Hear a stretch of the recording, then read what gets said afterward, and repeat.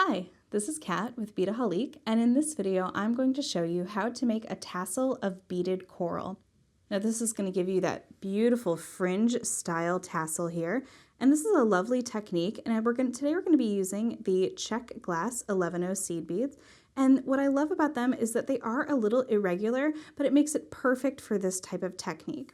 So I wanted to create a design using a bead cap to create a nice fringy tassel, but I was having trouble trying to figure out exactly how to get all those threads and cords up inside of that bead cap without it sort of being too clunky. So I think I came up with a really good, fun solution. So that is what we're going to be doing here in this video today. So what we're going to do is we're going to take our little jump rings here. Now these are closed jump rings. You can't use open jump rings, and you'll see why here in a moment. But today I'm going to be using 5/21 gauge, or rather 5mm 21 gauge. Sorry for my shorthand there. I'm going to be using some crystal FireLine, the 4-pound. Again, I do have some of those 11-0 Czech glass beads. I have some 8-0, which we'll use a little bit later. And then I have my beading needle, and I already have my thread on there. And the only tool that I'm going to be using today is going to be my nice little thread snips. All right, so I have about 6 feet of cord of my FireLine onto my needle here. So what I'm going to do first is I'm going to pick up one of those little jump rings, and I'm going to slide it almost all the way down here to the end until it falls off the other side. Let's just put it on this side. There we go. Boop. Okay. So I have about 3-4 inches on this side. So all I'm going to do is just tie a little overhand knot and pull it through. So it's now suspended onto my jump ring there. And now I'm just going to tie another overhand knot. And this whole piece is going to fit underneath the bead cap, so it doesn't need to be pretty. So you can go ahead and tie as many knots as you need to make it feel secure. I'd say 3 is probably good. Give it a nice little tug and make sure. So you can see that my little thread is at the bottom of my closed jump ring there. So now what we're going to do is we're going to do that sort of coraling technique. I've heard it called a couple different things, but basically what's going to happen is we're going to pick up a long line of seed beads. And this is a lovely little mix. This is called the Silverwares mix. And what I'm doing is I'm just kind of visually alternating, no specific pattern, just trying to get a nice little mix of all my seed beads there. And this is the other great thing, you can actually make this tassel as long or as short as you want to. It'll just kind of depend on how many you start with. All right, so we're just going to slide that down. Let's pick up another round here. And these Czech glass mixes are really great. We have them in a ton of different colors, as you can see. For my example that I have there, it's a beautiful sort of matte, and it looks like sea glass, which is why I wanted to add that little touch of sea glass to the top. All right. So I'm going to slide this all the way down here. All right, I'm going to actually add a few more. Not too many. There we go. And one more. All right. So there I have my beads, and that's how long I want my tassel to be. So from this point to this point is what is going to sort of sit, and you can just kind of see inside where that's going to be. So this tassel that I'm making is going to be a little bit shorter than the one that I already have. So if you can kind of see how you're going to judge that distance, that's exactly what you're looking at. All right, so now I have this strand here. What I'm going to do is I'm going to take my needle and I'm going to skip over that first bead, but I'm going to go back through a few of the adjacent beads. So let's go through about 5 or 6 there. 8, I believe. All right, I'm going to pull that cord all the way through. So what happens is now I'm sort of jutting out to the side here. And let me just kind of flip that around. So yeah.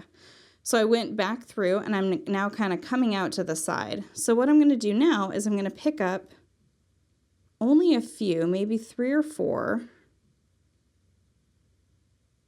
6. And the nice thing about this is that you want it to be sort of alternating all the time. So, and then you're going to do the same thing. So you're going to skip over that first bead and you're going to go into the next few beads there. And I'm going to actually turn my needle up and go up through, following that thread path back towards the top. So this is how you create that coral look. So you can kind of see that it looks like the little pieces of coral there at the bottom. So you can work your way up, and you can actually do smaller pieces here. I'm just going to do like 5 beads. Bring that all the way down and turn it around. And the key is you just skip over the last bead that you added, and then you just kind of keep going right back up towards the top there. All right.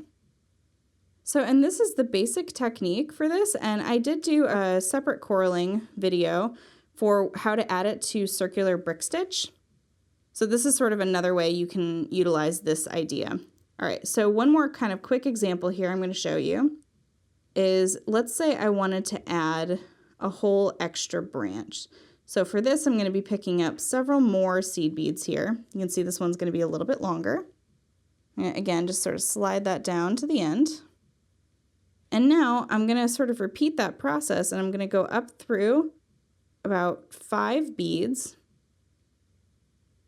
pull that through, and now I'm going to do another section. I'm going to add on another few beads there. Again, just sort of sliding that all the way down, and then going back through and going all the way back towards the center. Pulling that through. And now I'm ready to continue to go up the main length back towards that jump ring there. All right. Now again, you can add as many branches as you want, however you want your coral to be, however full. So there's no wrong way to do it. And each branch, each big length will be very different. And that's what you want to get that kind of organic look. So I'm going to go up a few more here. And once you get towards the top, you don't want to add too many more coral pieces at the top, because then you're going to crowd what's going to be underneath your little cap here. So you want to be careful of that. So you don't want to add anything that's too close to the top. So I think for this one, I'm good to kind of keep it really full at the bottom. So here's how you get to the next one. So I'm going to come all the way up back to my starting point there. So now you can see that I'm coming out that top bead again. So all I'm going to do is I'm just going to go through my jump ring here. And I'm just going to make a little loop and put my needle through and just sort of pull. This is just kind of the same technique as like tying off your thread and adding new thread. All we're doing is just kind of using that jump ring to create a loop. Now I'm going to do this twice. And again, all of this will be underneath that bead cap. So if yours looks a little messy, don't worry, you won't see it. Okay, so this is what we have now. So you can see that I have my little tiny loop from my beginning and my second one, and now my thread is sort of coming out here, and it's all ready to repeat that entire process. So let me just show you really quickly one more time. I'm going to pick up my beads here.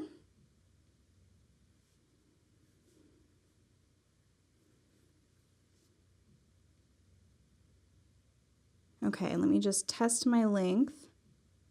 That's actually pretty good. I'm actually just going to add a couple more here, just to kind of even it out. Okay, there we go. All right, now the same thing, you just kind of go back, you skip over the last bead you added, and you can just go up. This time I'm going to go up a little bit higher, because if that piece of coral is going to sit next to the other one, I don't want it to look identical. So now I'm just going to add a few beads here. Slide that all the way down. Going back through and trying to get back towards the top there. All right, I'm going to do a couple of quick corals here. Now this is a great little technique, and what's going to end up happening here is that we're going to make one of these little guys onto our closed jump ring, and what is underneath that bead cap, I'm going to show you here in just a moment, but it's actually several of this piece. Now, depending on the size of your bead cap will depend on how much coralling you're going to want to do and how many jump rings with each piece of coral. So let me just kind of explain that to you, and I'll show you here in just a second. So if you're wondering that, just stay tuned. Just a moment here. All right. So again, just some nice coralling pieces. And just turn your thread and head back towards the top.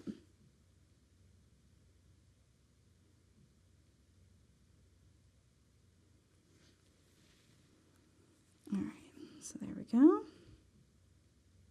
So now I'm just going through and making another little loop, tying my little knot. And again, not worrying too much if it's pretty. It'll all be hidden. All right. So let's say this was the end here, and let's say I've added several pieces of coral. When you go to your final little piece here, what you can do is you can take your two little ends and just tie them together. Again, you don't need to worry about it being too pretty. It'll just kind of come together, and you just tie it over, and you get a couple little knots there, nice and secure. And then what you can do is you can just take your little thread snips and snip off that thread. And again, don't worry about snipping too close because it'll all be underneath the bead cap. Okay, so this is my little example, and so I'm just going to set that aside here. But what I want to show you, what you want to achieve, is I have 3 pieces here, and they actually all have 5 little corals on them. So this is the size and the style that I want for my particular tassel here this time. But again, you can add as many as your bead cap will allow. You can also add more corals to each. It's just entirely your preference. All right, so what we're going to do is we're going to take our Griffin silk here. And this is a size 6 that I'm going to be working with here today. So you can see that it has a little twisted wire needle on one end. So what we're going to have to do to the other end here is add one on. So what we're going to do is just sort of slip on our little twisted wire needle and slide that down a little bit. Okay, so now we're just going to slip all 3 onto our Griffin silk. And now put it together, and you're going to find the center point of your Griffin silk here. And keeping those 2 needles together, this is the part where we're going to sort of test it out, and we're going to go through our little bead cap up there. All right, I'm just getting my needles through there. And again, just sort of sliding that all the way down. And you're going to see how it sort of sits on top of my little coral pieces there. All right, so I'm gonna sort of arrange them in there and make sure that they're all nice and snug, and I'm actually really happy with the way that looks on the bottom. There's not any big gaps or opening. And now you can't even tell that there are 3 jump rings in there because it just looks like a nice column of that sort of beautiful coral. So now the next step is we're gonna take our little tweezers here, and we're just gonna do a little knot. And this is the same as you would do for like a pearl knotting. And we're just going to stick our tweezers in there. Let me get my fingers out of the way here in just a moment. And you're going to stick your tweezers through, and you're going to try to grab the bottommost point because you want to make sure this is nice and snug. And then we're just going to gently just sort of pull that knot together.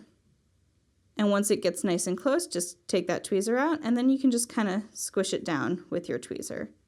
So just kind of pressing that down so that it covers up that little hole there, and we are ready to go. So now instead of adding a piece of sea glass to the top, what I'm going to do is I'm going to actually add a little druzy. I thought it would be a sort of a nice addition to kind of keep my silver going. So again, we're just going to go to the ends of our Griffin silk here. Take both needles and go through the hole of our bead. Now you can use a gemstone, a pearl, anything you want, as long as it fits your cord, you are good to go. So really, this is a great opportunity for you to add a beautiful focal bead. All right, so you can see how it just sits right there. So again, we're gonna do the same thing. I'm gonna go a little faster this time. So we're just gonna make that little knot, kind of get my tweezers in there, and go ahead and pull down And again, because you're working with 2 cords, make sure you have nice even tension. And we're just going to squish that little knot down. There we go. So now we're ready to do our knotting on either side of our cord. So what you can do is today I'm going to be using the Matubo 8.0 beads. So let me just show you really quickly 1 or 2. Again, it's that same technique of doing a little knotting. So I'm not going to do the whole thing on camera here, but I just kind of want to show you a little bit of how this can work. All right, so I'm just going to pick up 1 little bead there. And I'm going to go ahead and slide that down. And I'm going to do a little knot. I like to use 2 fingers. It just keeps it nice and easy for myself. Go ahead and pull that through.